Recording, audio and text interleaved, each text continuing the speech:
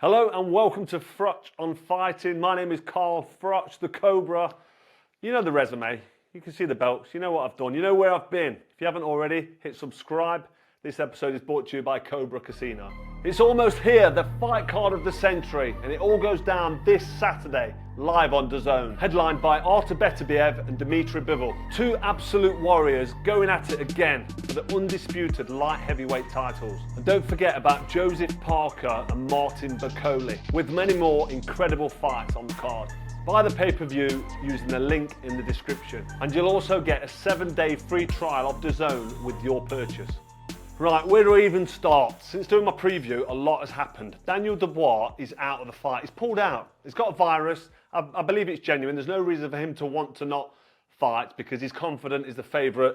He's on a really good roll since battering Anthony Joshua. So he's in a position now. I know he's young enough to come again and again. He's 27 years old. But you know that Daniel Dubois wants to fight. You know he wants to get paid. So there's no saying he's pulled out for whatever reason. He's the favourite, and although he's in a bit of a test with Joseph Parker, a lot expect Daniel Dubois to win. So he's come down with a virus. He's obviously ill. He must be ill to pull out because it'd be a big payday for him. And I've got to be honest, I'm pissed off. I'm gutted. I wish that he was fighting because even though the Bivol Beterbiev fight that's on the top of the bill is a great fight, you kind of know what you're going to get. I'm going to talk about that fight in a minute actually, but this was the fight that I'm really looking forward to. I'm looking forward to Hamza Shiraz. I was also looking to Stevenson against Schofield, and even Schofield's out as well. But let's stick to this one. Daniel Dubois out and is being replaced by Martin Bakole. Now, fair play to Joseph Parker, saying, you know what, I'll fight Bakole. Bakole is a dangerous fight, in my opinion. He's been avoided by a lot of top heavyweights. He's just battered Jared Anderson, but that was back in August in America in the summer last year, and that's the last time he's fought. So he's going to have a little bit of ring rust. Depends how busy he's been in the gym, depends on whether or not he's been sparring. But Bakole to jump straight in there on a couple of days' notice, I think as I'm recording this, which is a Friday night, I think Bakole's just landed in Saudi Arabia. It's a 10-hour flight from the Congo, and he's going to be jet lagged. He'll be knackered. I know what it's like when you're flying them distances. You need 2 or 3 weeks if you're flying that far, because you've got to adjust to a new time zone. I think at least 10 days. But I personally, when I fought in America, I give myself 4 or 5 weeks both times, because the last thing you want to be doing is being tired and jet lagged. And that actually brings me on to not a conspiracy theory, but an observation that these guys they're doing press workouts, they're doing media days, they're doing like grand arrivals, and all this nonsense that you have to do to sort of sell the pay-per-view and create beat the drum to promote the shows. And I think these guys are getting their immune system weakened by lack of sleep and being jet lagged and being dragged from pillar to post when in the build up to the fight. It's all good promotion, but it tires you out when you're traveling. Your immune system's low. You're making weight. You're watching what you eat. If you're not making weight, if you're a heavyweight, you're obviously just watching what you eat and trying to be in optimum performance like all the athletes are. But the athletes that are making weight, if they're not sleeping properly, the immune system drops and they get ill. So Daniel Dubois out, Schofield's out. We'll talk about him in a minute. Bakole's jumped in as a late replacement. Now, Bakole gives Joseph Parker a tough fight every day of the week. I'd even say that it's a really, I'd probably make Bakole the slight favourite. I think Parker's the favourite because it's late and it will make a big difference. But I think it's going to be a great fight. I'm really looking forward to it.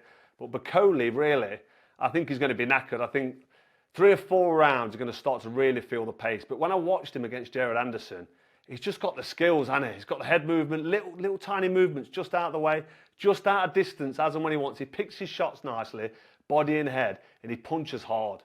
What he did to Anderson, I just thought, wow, this kid can fight, this Bakole. I mean, Anderson's a good fighter, not really tested, but Bakole battered him. And the performance he put on against Jared Anderson, I think, gives Joseph Parker serious problems. But the fact that it's a late replacement, it's flew in late, it's going to make it an interesting fight. But it'd be a real shame. Don't get me wrong, I like Joseph Parker. Wish him all the best. May the best man win.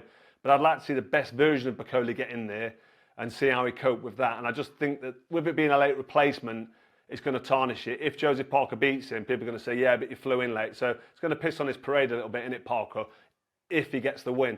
But it's a good fight. Fair play to Parker. I'm looking forward to it, but I'm absolutely devastated. I'm genuinely pissed off, like I've already said. But I am really annoyed that Daniel Dubois is not able to fight, because that's the one that I was really looking forward to. So another fight that's fell through Floyd Schofield, he's also fallen ill. He was fighting Shakur Stevenson. Listen, Shakur Stevenson was a massive favourite. 3-weight world champion, phenomenal fighter, blistering fast hands. And that's what makes him so good. He's skillful as well, he's a top fighter. But a kid called Josh Pedley stepped in.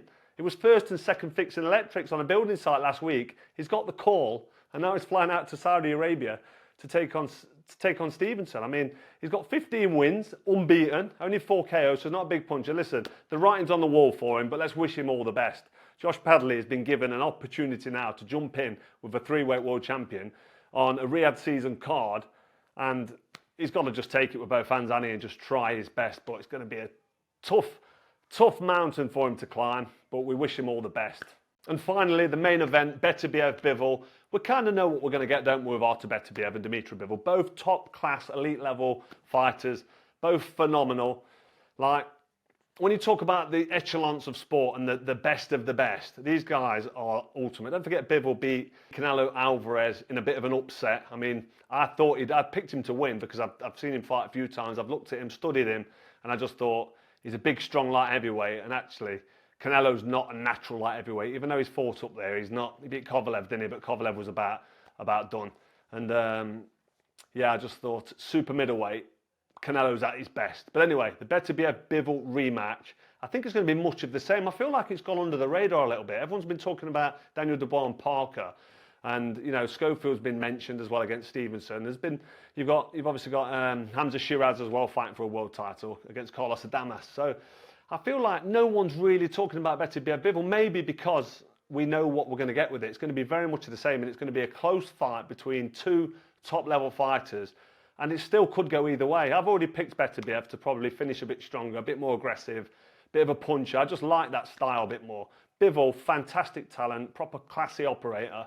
I think he knows he's got to do a bit more in this fight, and maybe he will just work a bit more methodical. I mean, he was class wanting behind the jab, looking for the counter punch on his front and on his back foot, moving when he had to, but I don't think he finished strong enough. Beterbiev was just coming on at the end in rounds like 10, 11 and 12. He was pressing forward and just finishing the round a bit stronger, and that may have just nicked at him. So Bivol will watch that back and think, where can he improve?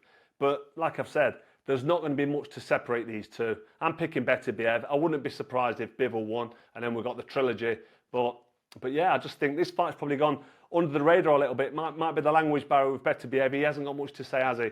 Bivol's a bit of a character, but I think all the attention was on Daniel Dubois, and it's pissed on the parade a little bit, Annie, in pulling out. As for me, and I think the general consensus is in the boxing world, they're all a bit devastated that this fight's not happening, because everyone's sort of got a bit of a soft spot for Joseph Parker now he's coming back, and they know it's a tough fight for him against Dubois. But as Brits, we want to see Dubois do well and go on like he has done. He's impressed us a few times in a couple of his fights. And yeah, it's a shame it's off. But we've got what we've got. Looking forward to doing my Froch along tomorrow. Don't forget, I'm going to be streaming live, probably from the Chief Support, which is the Bakole Parker now. Dubois off, and then obviously the main event, Beterbiev Bivol. Froch along. Tune in. It's going to be fantastic. But for now, this has been Froch on Fighting. Quick update for you. Just giving my 2 pence worth. Hope you enjoyed it. If you haven't already, don't forget to hit subscribe, and I'll see you tomorrow night.